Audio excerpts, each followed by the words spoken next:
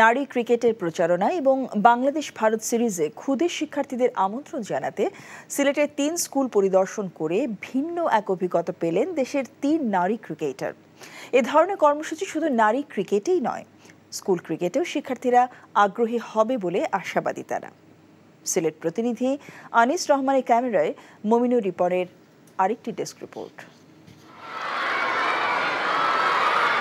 নিগার সুলতানা জ্যোতির জন্য যেন স্বপ্নময় একটা মুহূর্ত। ভারতের বিপক্ষে চলমান টি-20 সিরিজে শিক্ষার্থীদের মাঠে আমন্ত্রণ জানানোর পাশাপাশি মেয়েদের ক্রিকেটে উদ্বুদ্ধ করতে সিলেটের ৩ স্কুলে গিয়েছিলেন জ্যোতিসহ ৩ ক্রিকেটার। সঙ্গে ছিলেন বিসিবির উইমেন্স উইংসের হেড অব অপারেশনস ও সাবেক অধিনায়ক হাবিবুল বাশার। সময়টা ভালোই উপভোগ করেছেন সবাই। ব্যাটিং করেছি তখন মারুফ আবু বোলিং করেছিল, অনেক ভালো লেগেছে এবং আমরা ওনাদের খেলা স্টেডিয়ামে গিয়েও দেখতে চাই। অনেক ভালো লাগছে, ভবিষ্যতে ওনাদের মতো হব।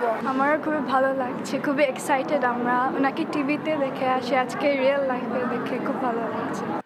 ৩ স্কুলের শিক্ষার্থীদের সাথে ব্যাটে বলে সময় কাটিয়েছেন ক্রিকেটাররা। মেয়েদের ক্রিকেটে আনতে হলে স্কুল ক্রিকেট বড় একটা মাধ্যম হতে পারে বলে মানছেন জ্যোতি। কিভাবে জিনিসগুলো নিয়েছে এবং তারা অনেক বেশি এক্সাইটেড ছিল, তার মানে তারা উইমেন ক্রিকেট ফলো করে, প্লাস হচ্ছে বাচ্চাদের ভিতরে এরকম উৎসাহ কিন্তু আমাদের জন্য ভালো।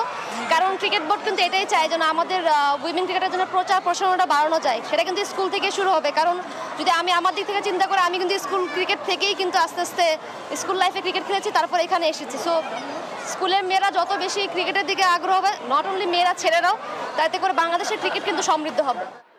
বাংলাদেশ ভারত নারী টি-20 সিরিজে আইডি কার্ড থাকলেই গ্যালারিতে প্রবেশের সুযোগ পাবেন স্কুল ও কলেজের শিক্ষার্থীরা। Mominur Ripon, NTV sports desk.